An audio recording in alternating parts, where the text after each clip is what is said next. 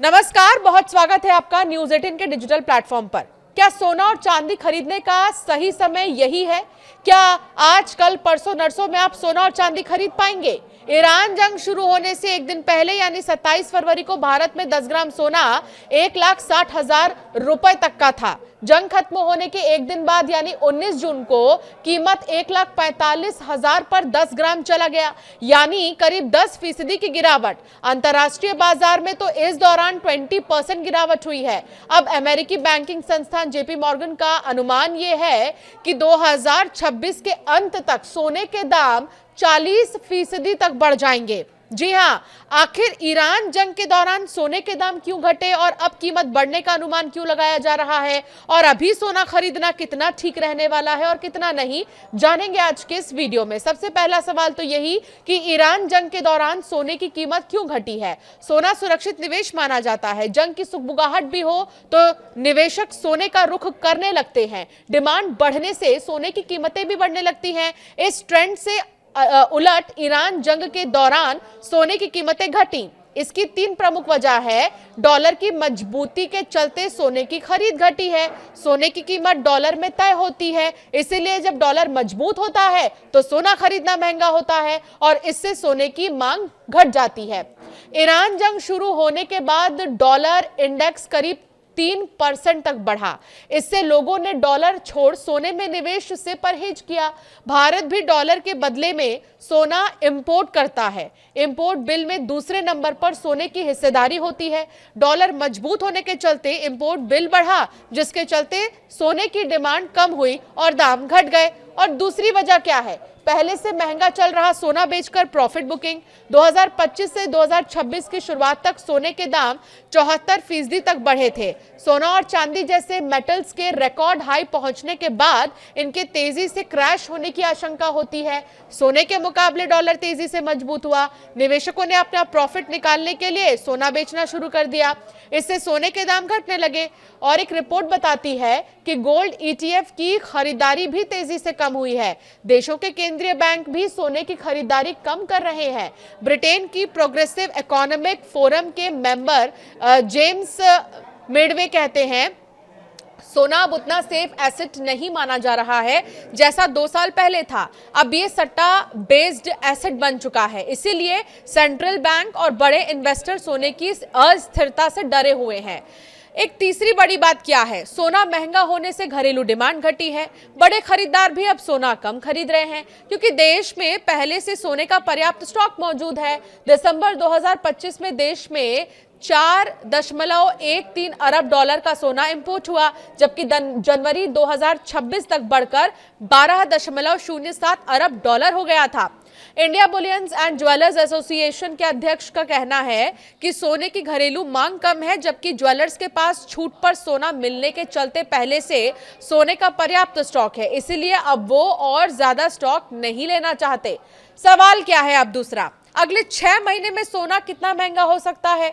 19 जून को अंतर्राष्ट्रीय बाजार में सोने के दाम $4,170 प्रति औंस है।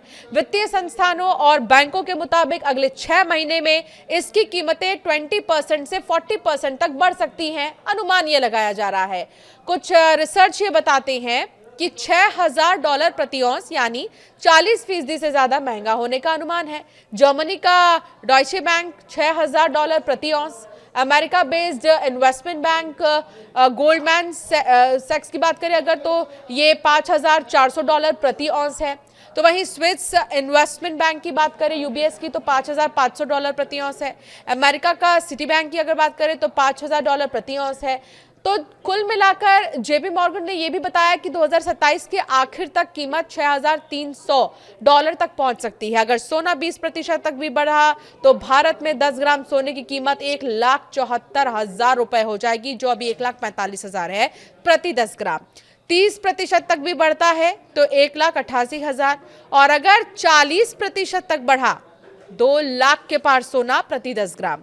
अब सवाल यह है कि सोने की कीमतें बढ़ने का अनुमान क्यों लगाया जा रहा है? सोने के दाम बढ़ने से सबसे बड़ी वजह है सेंट्रल बैंक की खरीदारी। दरअसल 2022 में जब रूस यूक्रेन युद्ध शुरू हुआ तो अमेरिका ने यूरोपीय दोस्तों के साथ मिलकर रूस के 300 बिलियन डॉलर के फॉरेन रिजर्व पर रोक लगा दी थी। माना जाने लगा कि अमेरिका अपनी करेंसी को हथियार की तरह इस्तेमाल कर सकता है।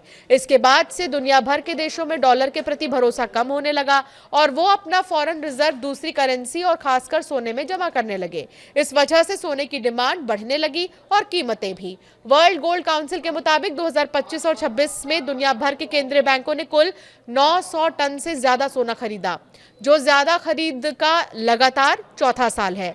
2026 की पहली तिमाही में बैंकों ने कागज पर 16 टन खरीद दिखाई। जेपी मॉर्गन का मानना है कि असली खरीदारी कहीं ज्यादा हुई है। वर्ल्ड गोल्ड काउंसिल 244 टन खरीद का डेटा दे रहा है। सोने की इस खरीद में सबसे आगे है चीन। पीपल्स बैंक ऑफ चाइना फरवरी 2026 तक हर महीने 1 टन सोना खरीद रहा था। मार्च में उसने 5 टन और अप्रैल में 8 टन सोना खरीदा। अब ग्वाटेमाला, इंडोनेशिया, मलेशिया जैसे देशों के सेंट्रल बैंक ने भी सोना खरीदना शुरू किया। इसी वजह से जेपी मॉर्गन के अनुमान के हिसाब से अब सोने की कीमतें बढ़ सकती हैं। इसके अलावा वो 4 फैक्टर अब भी मौजूद हैं जो पिछले कुछ सालों में सोने की डिमांड बढ़ा रहे थे। वो 4 फैक्टर क्या है?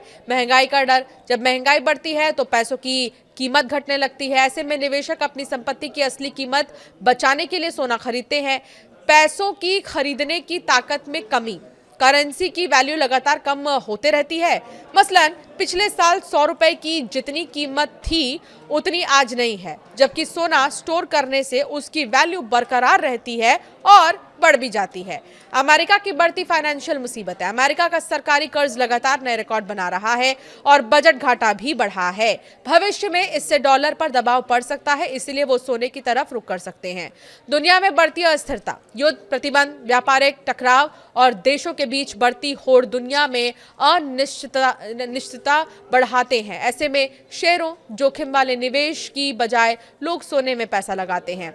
अब लास्ट सवाल यह है कि तो क्या अब सोना और चांदी खरीदना सही होगा, हाँ या ना? तो एक्सपर्ट्स ये मानते हैं कि अगले 1 से 3 महीने में सोना खरीदने के लिए सही समय है। शेयर बाजार, गोल्ड और कमोडिटीज वगैरह से जुड़ी एनालिसिस देने वाली फर्म केडिया एडवाइजरी के डायरेक्टर ये बताते हैं कि अमेरिका के फेडरल रिजर्व ने 17 जून संकेत दिए कि आगे ब्याज दरें बढ़ सकती हैं। ऐसे में सोने के बजाय डॉलर और बॉन्ड्स में ज़्यादा इन्वेस्टमेंट होता है। इसके चलते सोने के दाम अभी कुछ गिर सकते हैं। हालांकि लॉन्ग टर्म में सोने के दाम बढ़ेंगे। अगर सोना खरीदना है तो अब से 1 से 3 महीने के अंदर ही खरीदना ठीक रहेगा। अब चांदी की कीमतों का क्या हाल है ये भी सुन लीजिए। 1 जनवरी 2025 को चांदी की कीमत 86,017 रुपए थी, जो भारत में तब का ऑल टाइम हाई था। 2025 में चांदी सबसे ज्यादा 170% बढ़ी और 30 जनवरी 2026 को 3.39 लाख पर बंद हुई। हालांकि ईरान जंग के दौरान दाम गिरे और 18 जून को ये 2,40,000 तक पहुंच गई। कुल मिलाकर सोना या चांदी कुछ भी हो, 1 से 3 महीने के अंदर खरीदना आपके लिए सेफ माना जा रहा है। और 1 से 3 महीने के बाद अगर सोने और चांदी की कीमतों के दाम बढ़ेंगे भी, तो सोने की अगर हम बात करें तो अगर 20% भी बढ़ता है तो जो अभी 1,45,000 है वो इससे ज़्यादा हो जाएगा। और अगर 40% तक बढ़ता है तो 2 लाख के पार हो जाएगा। तो 1 से 3 महीने के अंदर अगर आप सोना खरीदने की प्लानिंग में है तो आप बिल्कुल सही है, आप सोना खरीद सकते हैं।